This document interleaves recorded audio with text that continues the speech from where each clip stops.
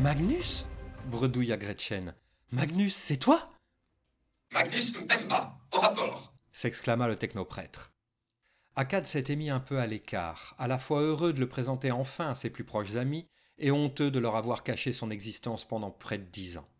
Il avait tant craint leur réaction, la colère de Banos, la détresse de Gretchen et la vengeance de Théa, lorsqu'ils auraient appris les tortures qu'il avait subies des mains de l'Inquisition. Magnus lui-même avait insisté pour ne pas leur infliger cette souffrance.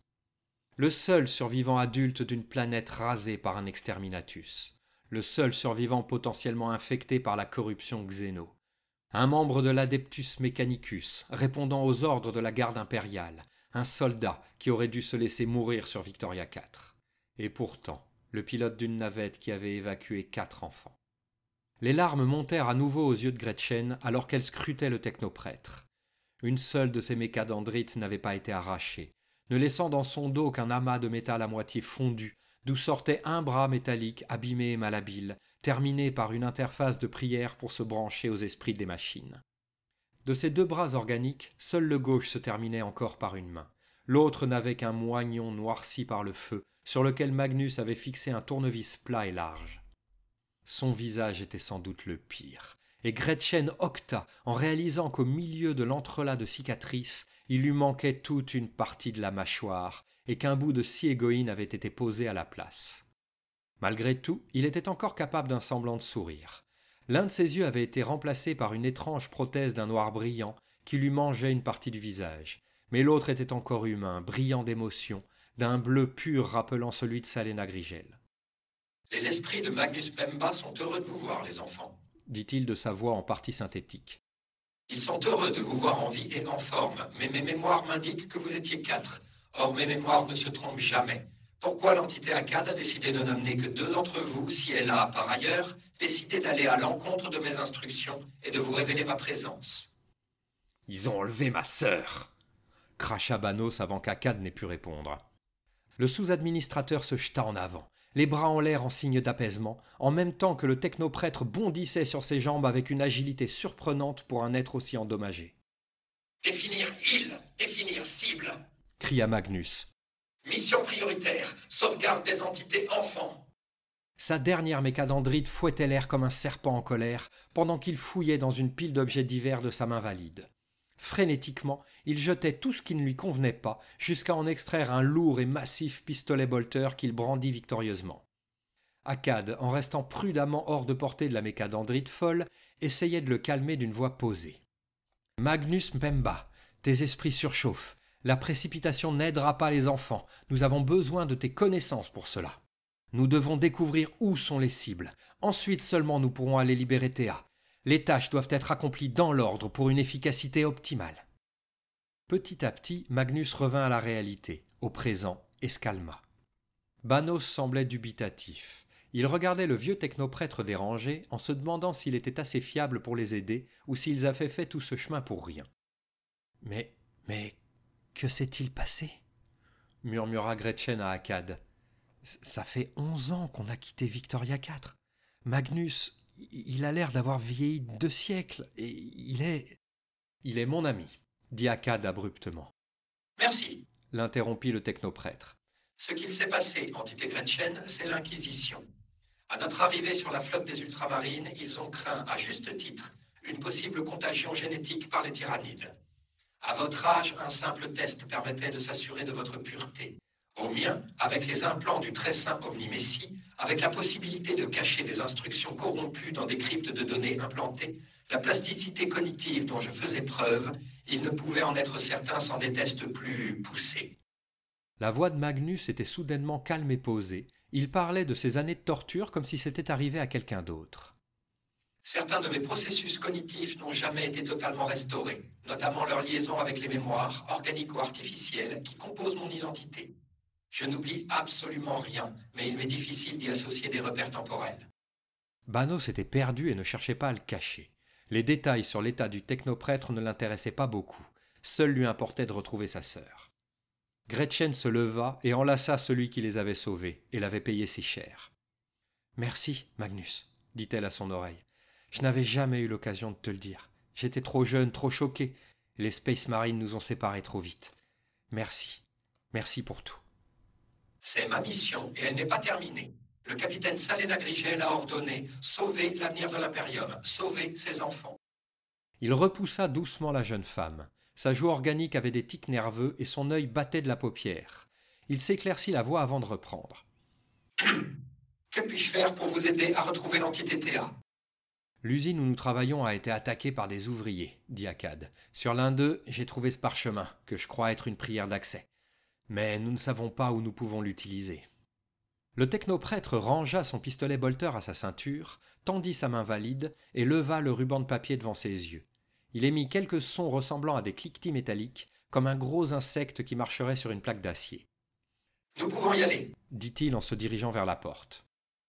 T'es sûr que... commença Akkad. Mission principale, sauver l'avenir de l'Imperium, sauver les enfants. Et Magnus Pemba, technoprêtre de l'Adeptus Mechanicus anciennement basé sur Victoria 4, sortit de chez lui pour la première fois depuis 10 ans. Les 3 autres se précipitèrent à sa suite. Il avait beau être vieux et abîmé, il avançait d'un bon pas, et il n'était pas facile à suivre. Il passa au milieu d'un groupe de 10 gangers qui s'étaient postés en embuscade, mais qui n'osèrent pas bouger en le voyant. « Mais commença un guerrier colossal. « Tu vas revenir, Magnus, hein ?» Lorsqu'un soldat de l'Astra Militarum part en mission, il ne sait pas s'il reviendra et il ne s'en préoccupe pas. Banos fit un clin d'œil aux gangers en passant, et la petite troupe suivit le technoprêtre jusque dans la ruche. Il se dirigeait sans aucune hésitation alors qu'il n'avait probablement jamais mis les pieds dans ses coursives. Marchant si vite que les autres devaient presque courir pour le suivre, il tournait à droite, à gauche, montait ou descendait des volets de marche, comme s'il suivait un plan. « Tu sais où on va » demanda Akkad au bout d'une demi-heure. J'ai dans mes cryptes de données le design original de la ruche ainsi que tous les travaux effectués depuis 6 siècles. Oui, je sais où je vais. « Et où on va » demanda Banos. La genèse de la prière indique une zone dans les bas-fonds. Nous nous dirigeons vers le cogitateur général le plus proche qui, si ses esprits sont cléments, m'indiquera où utiliser cette prière. Il tourna soudainement à gauche, dans un couloir qui ne bifurquait pas, et s'approcha du mur. Sa méca d'andrite se mit à tâter les reliefs et les décorations sculptées, pendant qu'il émettait un étrange bourdonnement. Le mur bascula, et dévoila un passage sombre, qui descendait en tournant, dans lequel aucun éclairage ne brillait. Il s'y engouffra sans un mot, suivi de ses 3 amis, beaucoup plus hésitants. La porte se referma derrière eux, et Akkad sortit un petit lumen portatif qui luisait d'une pâle lumière orange. Banos avait sorti son fusil et était sur le qui-vive. Son ami à ses côtés éclairait le passage du mieux qu'il le pouvait, en suivant le technoprêtre qui marchait toujours aussi vite, mais qui ne devait pas avoir de mal à voir dans le noir.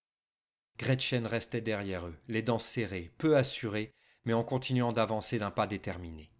Des sons impossibles à identifier les assaillaient, grincements, claquements, grondements, qui se réverbéraient dans le tunnel. Ils descendaient, au milieu des ombres projetées par la lampe d'Akkad, boucle après boucle entre les tuyaux et les poutres, dans ce bruit angoissant, supportant une chaleur et une moiteur qui allaient croissantes. « Nous approchons de l'objectif, toujours aucun tyrannide en vue !» annonça Magnus. Gretchen fit de gros yeux surpris et Banos se retourna vers Akkad en serrant son fusil.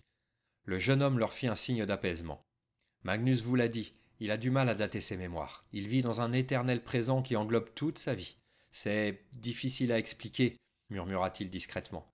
J'ai mis du temps avant de réussir à comprendre. En effet, dit le technoprêtre qui avait parfaitement entendu. Dois-je en déduire que les tyrannides ne sont pas un risque ici? Manquerait plus que ça, dit Banos en lui tapant sur l'épaule. Mais te détends pas trop, il y a d'autres risques dans le sous-monde. Il y a toujours des risques. Asséna Magnus. Toujours. Manquerait plus que ça, répéta Gretchen. Peut-être. Ou peut-être que ce monde mériterait d'être dévoré par une flotte tyrannide. Akkad s'arrêta et dévisagea son amie, sa sœur presque. Je sais que c'est dur, Gretchen, mais tu peux pas dire ça. Ah bon? Répondit-elle bravache. Que vaut une vie qui n'a été, n'est et ne sera que souffrance et malheur? Le jeune homme réfléchit un instant à une réponse qui pourrait toucher la trop douce Gretchen, mais Magnus l'interrompit avant qu'il n'ait trouvé. Nous arrivons. Possibilité d'une présence sur place, potentiellement hostile. Effectivement, après une dernière boucle du tunnel, ils aperçurent une lumière jaunâtre et mouvante. Ils débouchèrent en hauteur, au-dessus de ce qui avait dû être une grande place avant que la ruche ne construise toujours plus haut et abandonne ses niveaux. Les restes d'une statue de l'empereur à moitié détruite, à moitié vandalisée, trônaient au milieu d'un champ de détritus si ancien qu'il semblait fait d'un seul bloc. Des passerelles s'entrecroisaient jusqu'à une hauteur de plus de 15 mètres, certaines dans un état qui dissuadait de s'en servir. Des murs métalliques avaient été montés par endroits, parfois pour bâtir des blocs habitables, parfois simplement pour établir des couverts où s'abritaient des balles. Seules les torches éternelles disséminées par-ci par-là éclairaient cet endroit de leurs flammes froides et sans vie. Pas un être humain en vue. Même s'il n'était habité que par des parias, des mutants et des criminels, le sous-monde n'était pas désert. Un calme pareil, c'était bizarre. Banos tendit le bras pour arrêter ses amis qui commençaient à avancer. « Attendez » ordonna-t-il en s'accroupissant. « Magnus, tu y vois mieux que nous. Utilise tes augures pour scanner la zone, cherche des sources de chaleur. »« À vos ordres, sergent » répondit le technoprêtre. Akkad jeta un coup d'œil à Banos. C'était vrai qu'il avait pris, en grandissant, certaines des postures et des expressions d'Octave, et en partie sa façon de parler. Il l'avait toujours admiré, idéalisé même, et le jeune homme se demanda si son ami avait compris que c'était aux soldats de l'Astra Militarum que pensait Magnus lorsqu'il l'avait appelé sergent. « Aucune source de chaleur détectable par mes augures embarqués. Des ossements dans le coin nord-ouest, cependant. » Banos et Akkad tournèrent leurs regards vers les cadavres instantanément. Gretchen mit un peu plus de temps. « Vous savez où est le nord-ouest, vous, comme ça ?»« Ça fait partie de mon métier de savoir localiser un truc, » répondit Banos en souriant. « Quant au blondinet, il connaît les plans des niveaux supérieurs par cœur, ça donne des habitudes. »« Les squelettes sont bien blancs, » dit Akkad qui ne se laissait pas déconcentrer. « Ils doivent être là depuis longtemps, allons-y. » Ils se redressèrent et montèrent prudemment sur une passerelle branlante. Les grincements métalliques sinistres résonnaient dans l'immense place et les grilles d'acier semblaient instables sous leurs pieds. Ils avancèrent pas à pas, en scrutant tout autour d'eux, jusqu'à un escalier qui descendait en spirale. Toute la structure craquait et bougeait à chacun de leurs pas précautionneux. Ce fut la raison pour laquelle ils n'entendirent pas les bruits qui venaient d'en bas. Après une longue descente, ils posèrent les pieds sur un mélange de débris, de ferrocrêtes et probablement de cadavres d'animaux divers, voire d'humains oubliés là depuis longtemps. Ça craquait sous leurs bottes comme s'ils avaient marché sur un tapis de vieux coquillages. « Hé, vous avez entendu » dit Gretchen brusquement. « Oui » répondit Magnus. « Un bruit sud-sud-ouest de la place. » La jeune femme dut réfléchir un court instant. Si le nord-ouest était là-bas, alors le sud-sud-ouest... Ah, de l'autre côté de la statue. Tous les regards convergeaient déjà dans cette direction, fouillant les ombres remuantes, chichement éclairées par les torches éternelles. Le moignon d'empereur se dressait là, sa tête et son épaule gauche arrachées, le bras droit coupé au niveau du coude et constellé d'impacts de balles prouvant qu'il avait servi de cible d'entraînement pour quelque gang local. Un mouvement au ras du sol, un bruissement léger mais régulier, une ombre noire qui s'étendait derrière la statue brisée. Banos tenait déjà son fusil levé. Akkad et Magnus dégainèrent leurs armes. Seule Gretchen n'avait rien pour se défendre, préférant largement la fuite ou la diplomatie à la violence. Elle commençait à regretter ce choix. Qui savait ce qui pouvait rôder dans le sous-monde? On y croisait des créatures et des gens bien plus dangereux que quelques ouvriers désespérés et en colère. L'ombre grimpa sur la statue, s'enroula autour de son torse et se découpa brusquement dans la lumière. La gueule difforme d'un monstrueux scolopendre se dressa à la place de la tête de l'empereur, transformant le guide divin de l'humanité en une hérétique chimère entre l'insecte et l'homme. Au moins une douzaine d'antennes fines et longues s'agitaient dans tous les sens sur le crâne de Kitine noire. Les mandibules acérées s'ouvraient et se refermaient en claquant, suintant un liquide épais et verdâtre qui ne pouvait être autre chose que du poison. La créature siffla et cracha, projetant des gouttelettes toxiques en nuages devant lui. Malgré les 15 bons mètres qui les séparaient encore du mille-pattes mutant, tout le monde, sauf Magnus, recula d'un pas. « La flotte ruche, mission prioritaire, protéger les enfants !» hurla-t-il en ouvrant le feu. « Attends !» cria Akkad bien trop tard. Le pistolet bolter cracha 3 de ses projectiles sur la créature. Les micros-obus s'écrasèrent sur son armure de chitine, explosant à sa surface sans faire de gros dommages. Le scolopendre se tendit en feulant de rage, ses petits yeux à facettes se pointant dans leur direction. Sa tête suivait les moindres de leurs mouvements, les millions d'ocelles détaillant en détail leurs anatomies, leurs gestes. Banos ouvrit le feu à son tour. Le technoprêtre continua à vider son chargeur, et Akkad se résigna à faire de même. S'il avait été possible d'ignorer cette créature et de reculer doucement, ce n'était plus le cas. Cet insecte géant ressemblait trop au tyrannide pour que Magnus ne soit pas instantanément ramené à cette époque. Les balles le frappèrent de plein fouet, et sa carapace commença à se fendiller par endroits. Le monstre bondit du haut de la statue, planant sur les 15 mètres qui les séparaient comme si ce n'était rien. Une fois sorti de l'ombre de l'empereur, il était encore plus gigantesque qu'à première vue. 8, 10 mètres au moins d'anneaux de chitine assemblés, chacun orné d'une paire de longues pattes fines et grouillantes. « Merde, merde, merde !» jura Gretchen en reculant. Elle se mit un peu à l'écart, profitant que les 3 autres attiraient l'attention du scolopendre, et se mit à fouiller dans les débris et les gravats.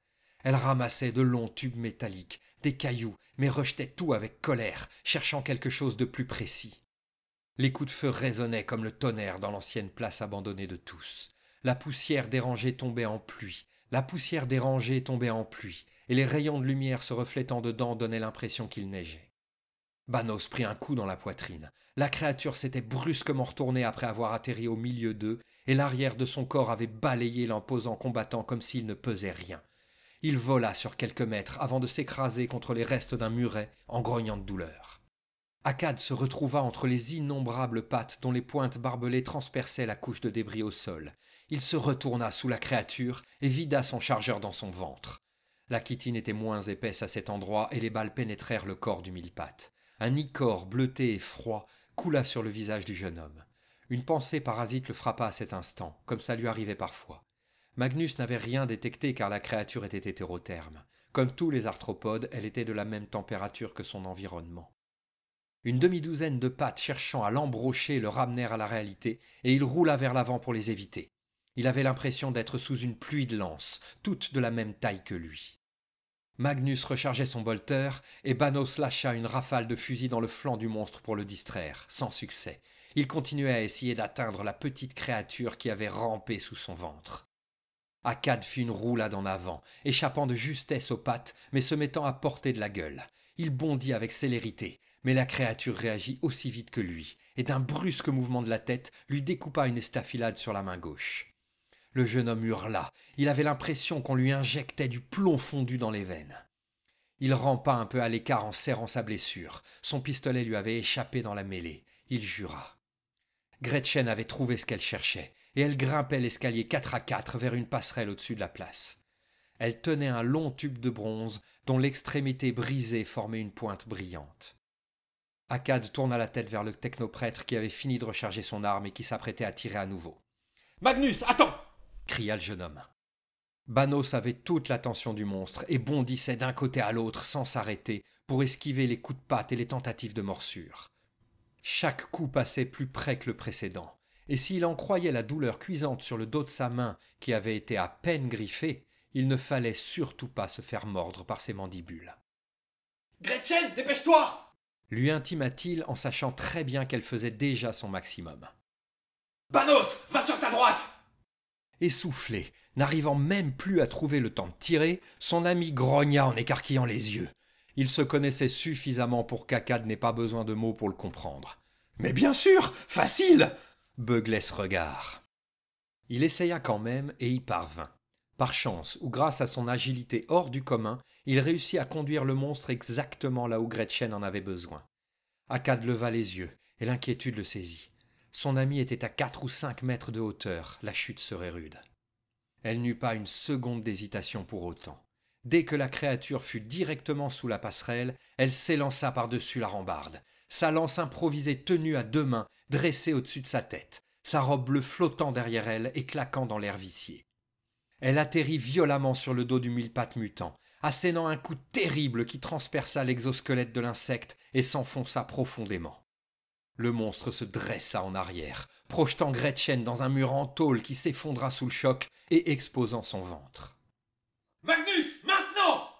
Le pistolet bolter se mit à cracher la mort, et il fut rapidement rejoint par le fusil de Banos.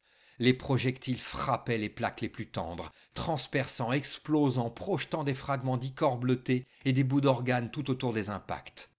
Le monstre se recroquevilla sur lui-même et s'enroula pour se protéger.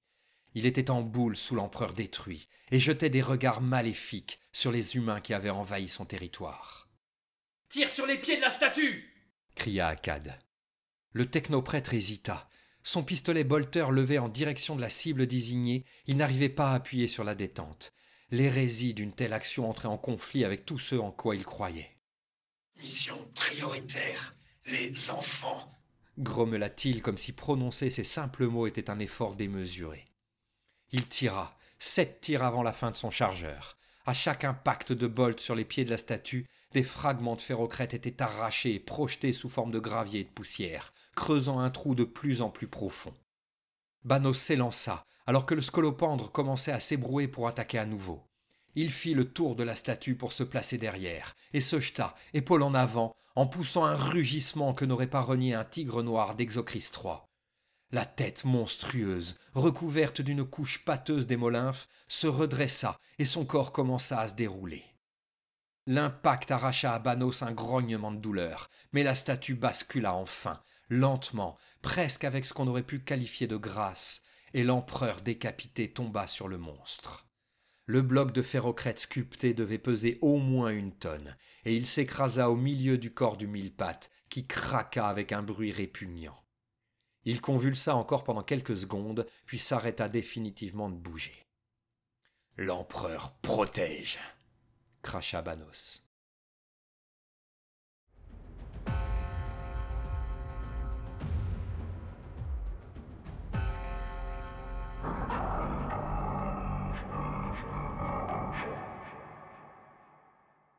La mécadendrite intacte de Magnus était enfoncée d'une manière malsaine dans un port de communication du cogitateur. La caricature perverse d'un accouplement entre l'organique et la machine n'échappa à personne, à part peut-être au technoprêtre. Gretchen frottait sa cuisse gauche, sur laquelle elle aurait probablement un beau bleu le lendemain, mais elle n'avait pas été sérieusement blessée, ni en sautant depuis la passerelle, ni en se faisant désarçonner par la créature. Elle avait eu plus de chance qu'Akkad. « La prière d'accès est reconnue et entendue par les esprits de la machine, » dit Magnus. « Dans leur grande mansuétude, ils acceptent d'y répondre et nous ouvrent le chemin. » Une cloison émit un grognement métallique et glissa en geignant. Une ouverture obscure se découpa dans le mur, dégageant un passage d'où remonta une bouffée d'air chaud et humide. Banos se pencha en avant. La cloison dissimulait un large puits d'une 20aine de mètres de diamètre, sur les parois duquel était sculpté un escalier qui descendait en colimaçon dans les ténèbres. Il se mit en route, tâtonnant du pied à chaque marche pour s'assurer de sa stabilité, et les autres le suivirent. Akkad, bon dernier, grimaçait de douleur en massant sa main blessée. Un pus noirâtre suppurait de la plaie, pourtant peu profonde, qu'avait laissé le scolopendre géant. Il s'abstint d'y penser et suivit les autres dans leur descente vers l'enfer. La température montait en flèche, l'air était chaud et humide, canalisé par le puits, faisant comme le souffle d'une titanesque créature assoupie et formant des remous qui manquaient parfois de les déstabiliser. Il restait collé à la paroi, les mains appuyées sur une roche froide et glissante qui n'avait rien à faire dans une ruche d'acier et de béton ferrocrète. Le lumen d'Akkad n'éclairait pas jusqu'au fond. Il n'avait pas la moindre idée de la profondeur de ce gouffre et personne n'osait prendre la parole pour demander. Instinctivement, il craignait le moindre son qui aurait pu déranger les esprits ou les monstres qui vivaient là. Peut-être même celui qui était responsable du souffle chaud qui soulevait leurs cheveux à intervalles réguliers. Une goutte de sueur froide née de sa souffrance coula le long du dos d'Akkad qui frissonna violemment. Pour se distraire, ils se forçaient à calculer la distance qu'ils avaient parcourue depuis l'entrée du puits. 30 centimètres par marche, 100 de marches par tour, 34e tour. Ils étaient déjà descendus d'1 kilomètre dans cette roche étrange, et en avaient parcouru plus de 2 le long du puits. « Là !» chuchota Gretchen. « En bas, ça brille !»« En effet, entité enfant, » répondit Magnus. « Je le vois aussi, c'est une lumière sans chaleur. » Banos grogna sans se laisser ralentir, et Akkad dut papillonner des yeux pour chasser la sueur et les artefacts visuels. Il voyait des lumières dansantes depuis une bonne heure, mais il savait être le seul. Il n'arriva pas à discerner ce que les autres voyaient. Sa fièvre montait, la fatigue aussi, et il avait du mal à focaliser sa vue, surtout dans une telle obscurité. « C'est que nous approchons du fond, » dit-il doucement. « Faisons attention, on ne sait pas ce qui nous attend. » Il vérifia la présence du pistolet à sa ceinture, qu'il avait ramassé après le combat, et s'obligea à continuer, un pas après l'autre, sans penser à la douleur qui irradiait dans toute sa main. Au bout de 20 minutes, les lumières s'avérèrent être des cristaux qui brillaient dans des couleurs pâles. Akkad frissonna lorsqu'il vit le premier, incrusté dans la roche devant lui. Il craignait un instant que le puits continue de s'enfoncer ainsi jusqu'au cœur de la planète, jusqu'au noyau de fer incandescent, transformé en cristal métallique par la pression titanesque qui régnait dans ce... Non, c'était impossible et il le savait. « On y est !» s'exclama soudainement Banos à voix basse. Le soulagement fit tourner la tête d'Akkad. Il allait enfin poser les pieds sur un sol large et stable. La descente, qui n'avait pris que 2 heures, lui avait semblé interminable. Il se trouvait sur un sol humide, en face d'un large tunnel creusé lui aussi dans la roche. Il ne pouvait pourtant pas être déjà sous la ruche. Les étages du sous-monde étaient innombrables et s'étendaient bien au-delà des 3 kilomètres de profondeur. Tout autour d'eux, les cristaux se faisaient beaucoup plus nombreux, recouvrant une bonne partie des pierres de leur fade lumière qui gommait les couleurs et donnait l'impression d'être dans un univers en noir et blanc. Il n'y avait qu'un chemin possible. Banos et Gretchen s'y engouffrèrent sans attendre, suivis du technoprêtre et d'Akkad qui prenait soin de dissimuler sa main blessée. Un bruissement lointain mais régulier remontait le long du tunnel en se réverbérant contre les parois. Un bruissement qui petit à petit se transforma en brouhaha, puis en voix et en gémissements mêlés.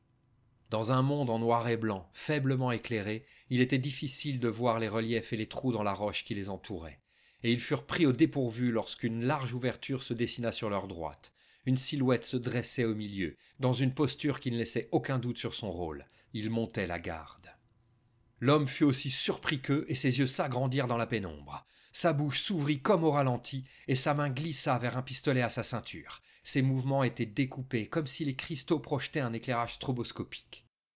Banos réagit en un éclair. Il bondit sur l'homme, et sa main droite se plaqua sur sa bouche pendant que la gauche l'attrapait par l'arrière du crâne. Une fraction de seconde plus tard, la tête du garde regardait dans son dos, et les échos d'un craquement d'os brisé rebondissaient dans le tunnel. Tout le monde se figea. Le brouhaha ne sembla pas se modifier. Aucun bruit de pas s'approchant d'eux, ni aucun éclat de voix braillant des ordres. Ils soupirèrent de soulagement. Ils n'avaient pas été repérés. Akkad s'approcha du cadavre à la nuque disloquée. C'était un homme banal, aux mains calleuses de travailleurs manuels, vêtu des habituels haillons des ouvriers. Mais un détail attira son attention, un tatouage frais sur son cou. Difficile de dire ce qu'il représentait. Il était encore couvert de croûte et il avait été peu naturellement déformé vers l'arrière. Le sous-administrateur se releva, essayant de masquer le vertige qu'il saisit en fermant les yeux quelques instants. Banos et Magnus étaient concentrés sur la suite du passage, mais il aurait juré que Gretchen le dévisageait d'un air étrange. Il lui fit un sourire rassurant avant d'aller rejoindre les 2 autres. « Bah merde !» souffla-t-il en arrivant. Il se tenait en haut d'une plateforme qui donnait sur une immense grotte dont le plafond était recouvert de cristaux lumineux. Il faisait pleuvoir une lumière largement suffisante, mais qui ne dévoilait toujours aucune couleur. Il regardait un camp composé d'une multitude de petites habitations à l'aspect étrange. Impossible de dire à cette distance en quoi étaient composés les murs. On aurait dit des tentes rondes recouvertes de tissus. Des dizaines d'hommes et de femmes circulaient entre ces petits chapiteaux. Eux aussi paraissaient un peu étranges, et leurs mouvements saccadés sous la lumière peu naturelle n'expliquaient pas tout. Il y avait quelque chose de presque animal dans leur posture, dans la légèreté de leurs pas, dans les mouvements larges et aériens de leurs bras. « Détection probable de l'emplacement de l'objectif », fit Magnus en désignant l'une des extrémités du camp. Des cages. Il désignait de sa dernière mécadendrite une demi-douzaine de cages posées sur le sol. Plusieurs dizaines de personnes étaient prostrées dedans, certaines assises, d'autres allongées ou en position fétale. Il y avait beaucoup trop de prisonniers pour que ce soit uniquement les victimes du raid de l'usine. Ce groupe, quel qu'il soit, devait kidnapper les gens depuis beaucoup plus longtemps. Peut-être dans le sous-monde, où personne ne s'inquiéterait de disparitions inexpliquées. Peut-être ailleurs, il n'y avait pas beaucoup d'endroits dans la ruche où les gens s'inquiétaient des disparitions. « On y va, sans bruit !» ordonna Banos. « Oui, sergent !» répondit Magnus. Ils arrivèrent en bas rapidement et silencieusement par l'escalier qui n'était pas gardé. De toute évidence, ces gens comptaient surtout sur l'isolement de leur cachette pour ne pas se faire découvrir. À pas prudents, les survivants de Victoria 4 se rapprochèrent des premières tentes pour se mettre à l'abri. L'éclairage venant de tous les murs et du plafond de la grotte, il n'y avait aucune zone d'ombre où se cacher. Banos émit un grognement de dégoût en s'approchant de la cloison tendue. Elle était faite d'un patchwork de fourrures et de peaux diverses, aux nombreuses nuances de gris sous la lumière du cristaux, ce qui empêchait d'identifier leurs origines. Il y avait des peaux de rats, indéniablement, mais aussi de nombreuses autres, aux formes et aux textures qu'il ne reconnaissait pas. Akkad n'en vit pas qu'il soupçonnait d'être des peaux humaines, mais il ne se faisait pas totalement confiance avec la douleur et la fièvre qui l'empêchaient de se concentrer. Un bruit de pas approchait.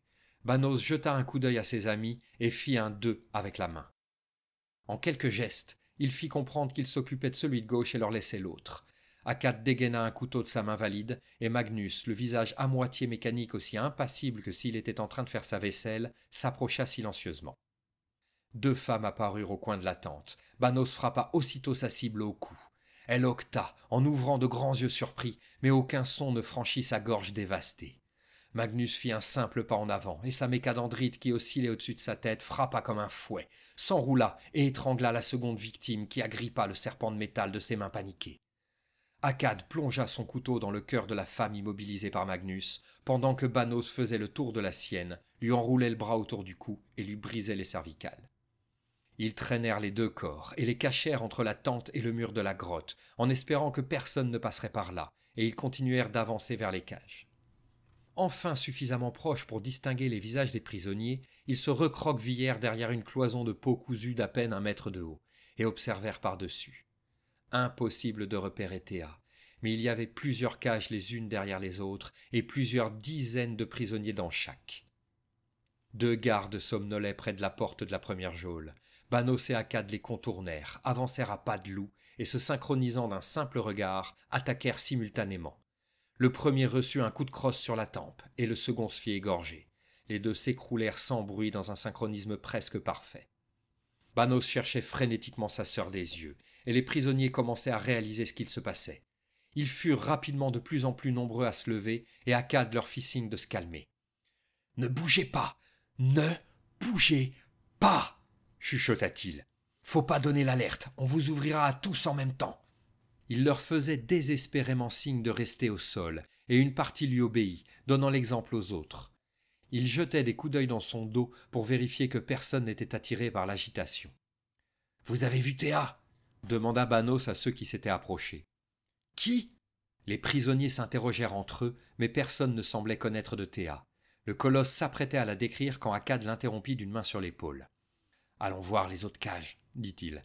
Elle y est sans doute. » Tous les 4 se faufilèrent entre les cages remplies de prisonniers, répétant leurs appels au calme régulièrement et promettant de les libérer en temps et en heure.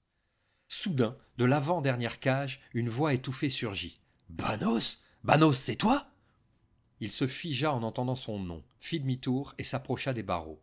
Il reconnut un agent de sécurité qui bossait régulièrement avec lui. « Putain, Clad, qu'est-ce que tu fous là ?»« Je visite, le climat est agréable, les voisins sympas, mais bordel, qu'est-ce que tu crois ? Je me suis fait défoncer la gueule un soir sur ma couchette et quand je me suis réveillé, j'étais là.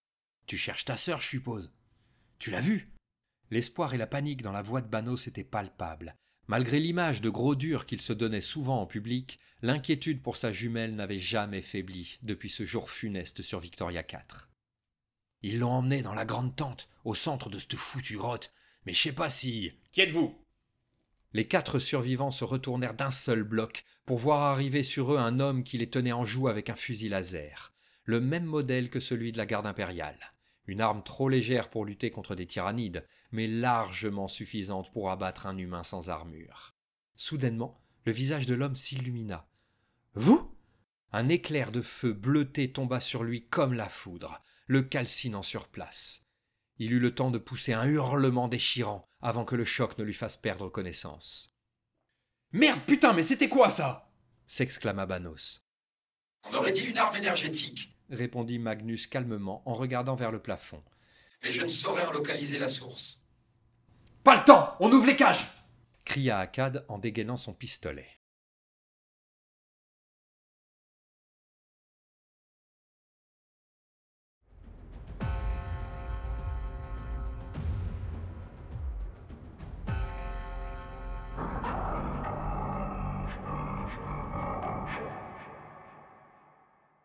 Ils se précipitèrent vers les cages, chacun la sienne.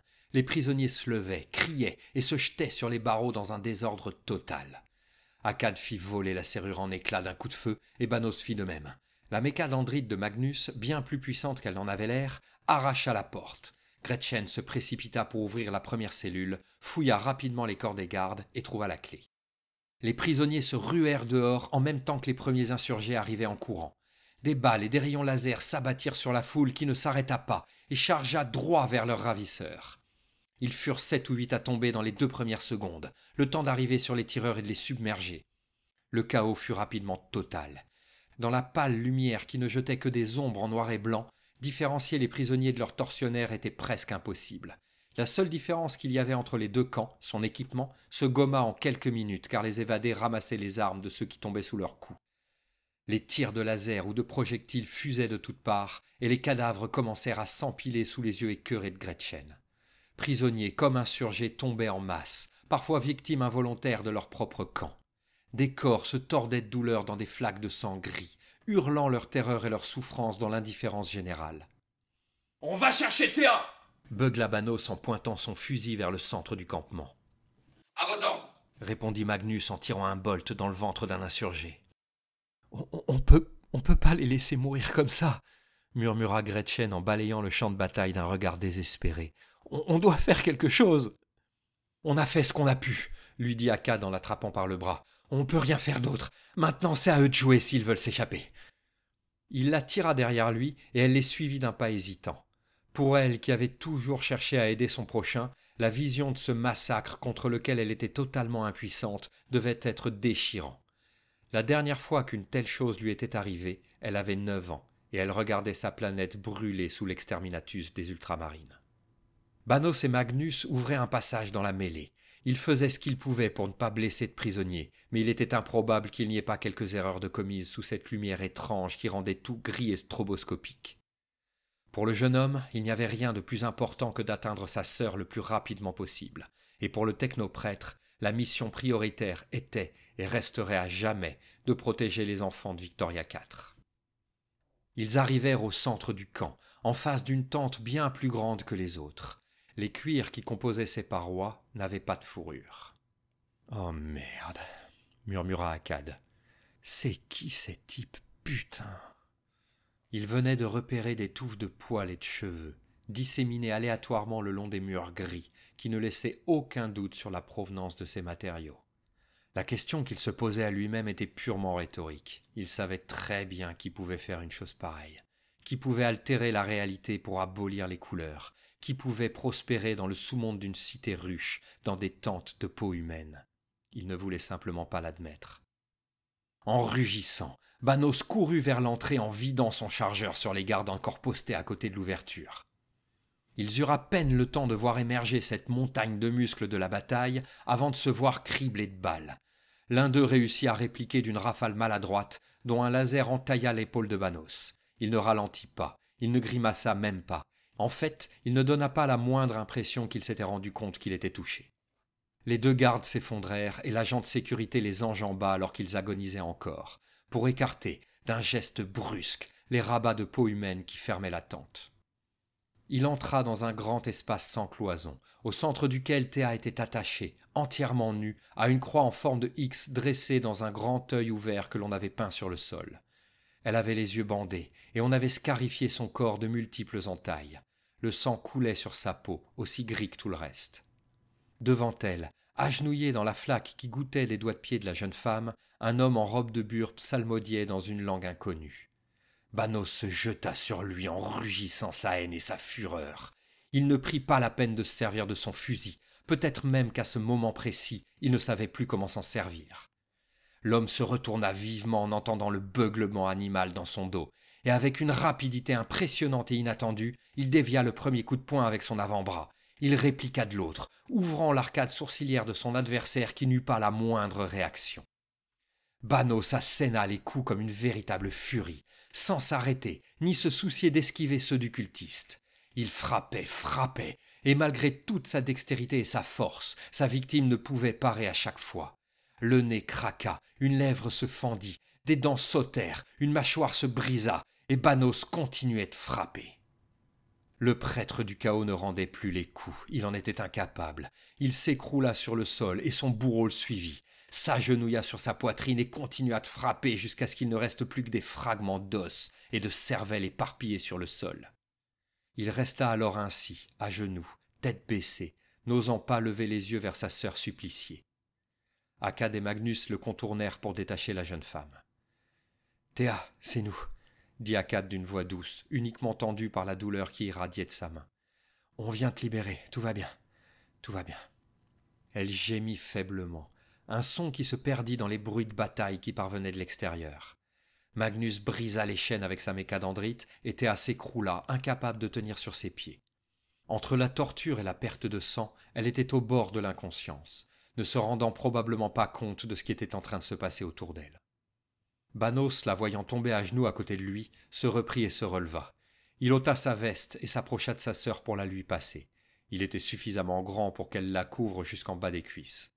Il la prit dans ses bras comme on porte un enfant, lui murmurant des paroles réconfortantes, et se mit en route pour la sortir de là. À l'extérieur de la tente, le chaos n'avait fait que grandir. Les prisonniers, comme les cultistes, essayaient en vain de se mettre à couvert, mais les tentes en peau et les structures métalliques étaient loin d'être suffisantes pour ça. Le feu avait pris un peu partout, et les flammes de noir et de blanc s'élevaient vers le plafond et bougeaient étrangement dans la lumière stroboscopique. Un violent bruit métallique les fit sursauter et se retourner. Une balle venait de rebondir sur la mâchoire du technoprêtre, qui se tenait le visage en secouant la tête. Akkad fit feu à 3 reprises sur l'auteur du tir avant de se retourner. « Ça va, Magnus ?» « Rien en mesure de me ralentir dans l'exécution de mes tâches. » Lorsqu'il baissa la main pour répondre, ils purent constater qu'une dent de la scie qui lui servait de mâchoire inférieure avait sauté, mais qu'il n'y avait pas d'autres dégâts apparents. Cependant, le choc avait dû le secouer car il reprit sa route d'un pas maladroit. « On avance !» lâcha Banos, laconique, les yeux brillants d'une détresse contenue. Ils s'écartèrent des combats les plus violents et se mêlèrent aux prisonniers qui cherchaient à s'enfuir. C'était la panique. Personne ne savait où aller pour s'extraire de ces cavernes où les lumières changeantes brouillaient les perspectives, masquaient les évidences et faisaient briller les détails. Un homme surgit de derrière une tente en flammes, et instantanément les pistolets d'Akkad et de Magnus furent braqués sur lui. « Wow, wow, wow, tirez pas, je suis pas un ennemi !» s'exclama Clad en levant les bras et le fusil laser bien haut au-dessus de la tête. « T'as retrouvé ta sœur, Ban? Et elle est vivante? Bah putain, j'aurais pas parié dessus, mais c'est cool !» Magnus tira un bolt qui fit sursauter tout le monde, surtout Clad. Mais ce fut un cultiste qui s'effondra en hurlant dans son dos, le bras arraché par l'explosion du micromissile. « Il ne faut pas nous arrêter, » dit-il. « La mission prioritaire est d'exfiltrer les enfants avant l'exterminatus. » Il se remit en route, sa mécadendrite tirant Banos derrière lui. Akkad, de plus en plus pâle, le suivit en se tenant la main. La douleur lancinante lui vrillait le cerveau comme si on lui avait plongé l'avant-bras dans l'acide, et il commençait à avoir beaucoup de mal à avancer. Gretchen semblait en état de choc. Elle regardait tout autour d'elle avec de grands yeux, mais l'horreur avait déserté son visage. Il ne restait qu'une sorte de surprise. Elle posait sur la grotte un regard innocent, presque juvénile.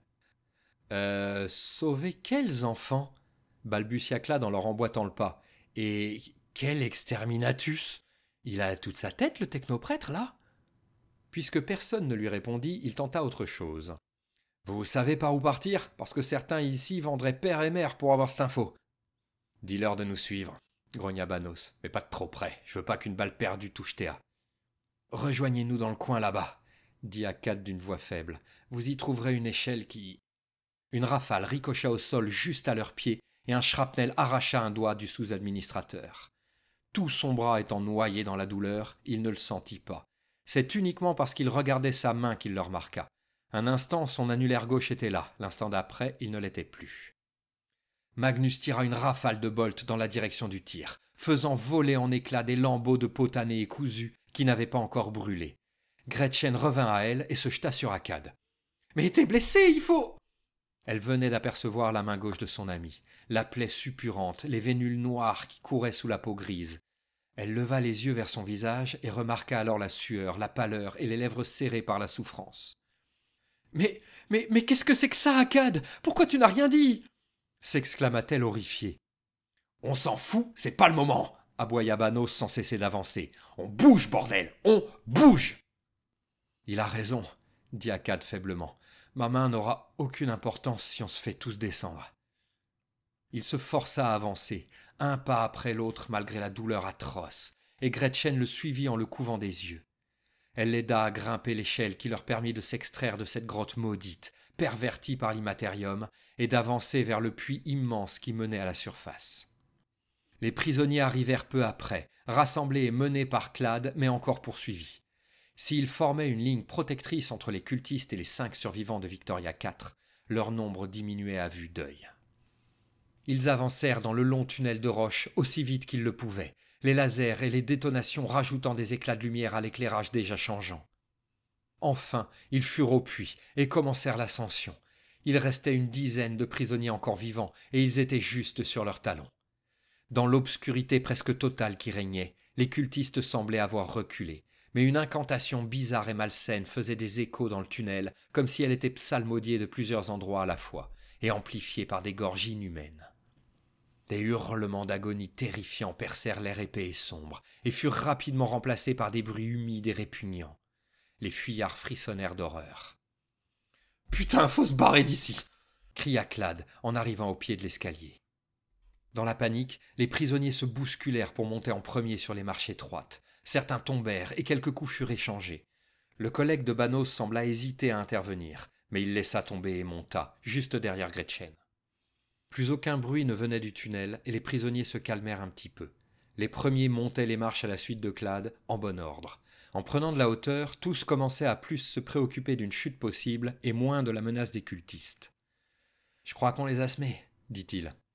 Gretchen poussa un petit gloussement hystérique. « Crois-moi, répondit-elle, les monstres n'abandonnent jamais si facilement. » Comme pour lui donner raison, des bruits de cavalcade et des grattements commencèrent à se rapprocher dans les ténèbres. Banos montait en premier et enchaînait les marches avec une régularité de métronome malgré ses blessures, son visage tuméfié, et Théa, toujours dans ses bras, qui remuait de temps à autre ou bredouillait quelques mots incompréhensibles. Derrière lui, Akkad se concentrait sur ses pieds, essayant d'oublier son bras qu'il torturait. Il montait d'un cran, prenait une grande inspiration, puis il en montait un autre, respirait encore, et il recommençait, encore et encore, obnubilé par son unique objectif, la marche suivante. Un hurlement atroce juste derrière eux. Gretchen se retourna pour voir une créature massive, à peine visible dans les ombres. Elle faisait la taille d'un énorme chien et était recouverte de plumes d'où émergeaient des tentacules brillantes de mucus. Sa gueule asymétrique au croc luisant se referma sur le bras du dernier des prisonniers, lui arrachant d'un coup sec et projetant le pauvre homme dans le vide. 2 autres créatures sortirent des ténèbres et se lancèrent à l'assaut. Elles pouvaient courir sur les murs en s'aidant de leurs griffes acérées, et elles furent sur le groupe d'humains en une poignée de secondes. Les prisonniers paniquèrent. Certains essayèrent de tirer dessus, mais d'autres se bousculaient en essayant de monter plus vite. L'un d'eux trébucha et tomba dans un abîme noir d'encre, son cri de terreur rapidement interrompu par l'impact mou sur le sol. Les horreurs montaient en bondissant d'un humain à l'autre, arrachant des bras, des mains et des têtes avec leurs crocs et leurs griffes. Les tirs commencèrent à pleuvoir et le sang noir éclaboussa les murs. Une première tomba, percée par un tir laser particulièrement précis, mais les 2 autres progressaient et seuls 4 prisonniers restaient encore entre Gretchen et les démons. Akkad se retourna et un étourdissement le prit. Il essaya de fermer les yeux et de se concentrer, mais il n'y avait rien à faire. Le monde se mit à tourner autour de lui et il perdit l'équilibre. Il sentit son corps mou et apathique, incapable de réagir, basculer dans le vide. Il fut presque soulagé de voir ses souffrances enfin terminées. La mécadendrite de Magnus l'entoura violemment, le fouettant au passage, réveillant sa douleur autant que son esprit. Le technoprêtre le suivait de près et l'avait rattrapé à temps, sa main valide serrant une anfractuosité du mur pendant que son tentacule métallique maintenait le jeune homme, presque à l'horizontale, au-dessus du vide. Akkad, sans essayer de remonter, dégaina son arme et le brandit vers les démons qui arrivaient sur eux. De là où il était, il avait une vue dégagée sur les créatures, sans avoir les gens qu'il précédait dans sa ligne de mire. Il y voyait trouble, tremblait comme un drogué en manque, mais il n'avait pas le choix. Il appuya sur la détente. Il tira sur le premier démon, vidant son chargeur en mode automatique, en essayant de sauver le prisonnier aux prises avec lui, mais ne réussissant qu'à cribler les 2 de balles. Il ne sut jamais lequel avait emporté lequel dans sa chute.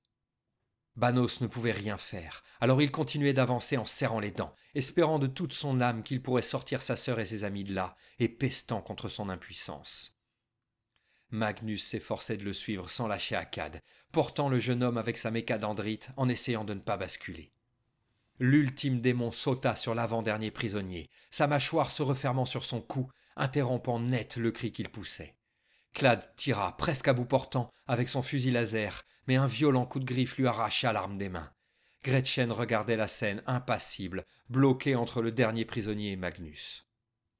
Akkad jeta son pistolet et se redressa en grognant de douleur pour attraper le bolter du technoprêtre, toujours à sa ceinture. Ses doigts se refermèrent sur la crosse massive et il pointa l'arme vers sa cible. Le démon couvert de sang abandonna sa victime à la gorge arrachée et bondit sur Clad qui leva les mains par réflexe, protection totalement futile contre un pareil monstre. Akkad bloqua sa respiration et tira un bolt qui passa au ras de la tête du prisonnier et entra droit dans la gueule de la chimère cauchemardesque. L'arrière de son crâne explosa dans une gerbe de sang et d'ichor et le corps disparut dans le puits. Le jeune homme n'entendit pas les remerciements enthousiastes de Clad. Il eut tout juste le temps de remettre le pistolet bolter à la ceinture de Magnus avant de sombrer dans l'inconscience.